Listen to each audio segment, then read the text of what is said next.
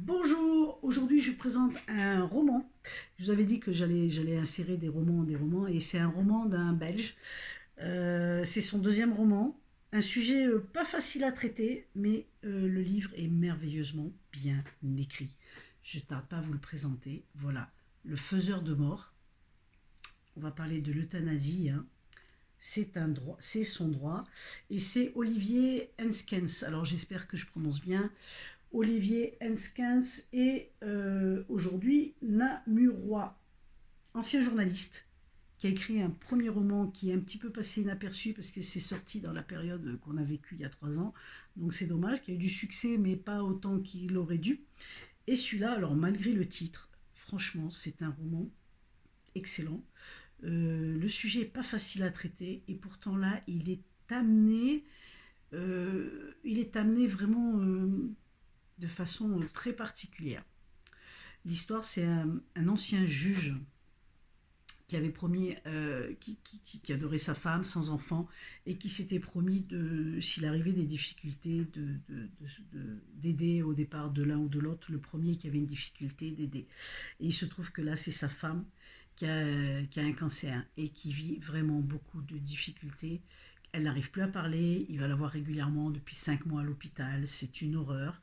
L'hôpital la ramène parce qu'elle fait des convulsions et elle est ramenée plusieurs fois. Donc c'est vraiment très souffrant. Et lui souffre autant qu'elle parce que quand elle a cette capacité de le regarder ou de parler, elle n'arrive plus à parler, elle a juste la capacité de le regarder aujourd'hui, elle lui demande de l'aider à mourir. Et il est partagé entre cette, ce qu'il a vécu en tant que juge et la parole qu'il a donnée à sa femme.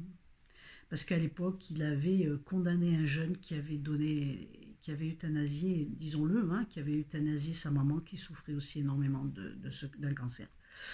Et ce jeune a été en prison. Donc il y a une grosse problématique là dans ce que le personnage vit.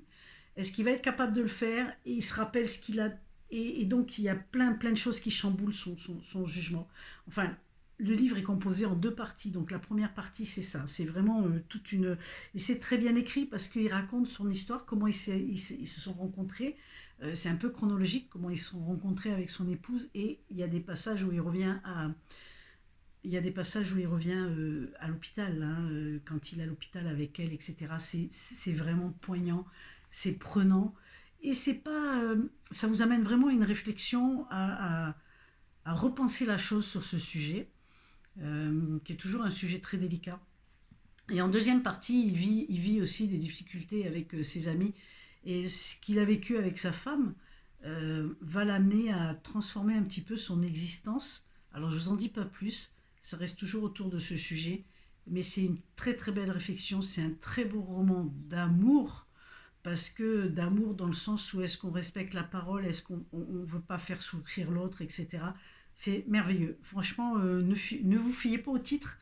Moi, j'ai été interpellée par la couverture, en fait, et j'étais très curieuse de savoir ce qui se cachait derrière. Je vous souhaite de vous avoir donné envie de faire de même.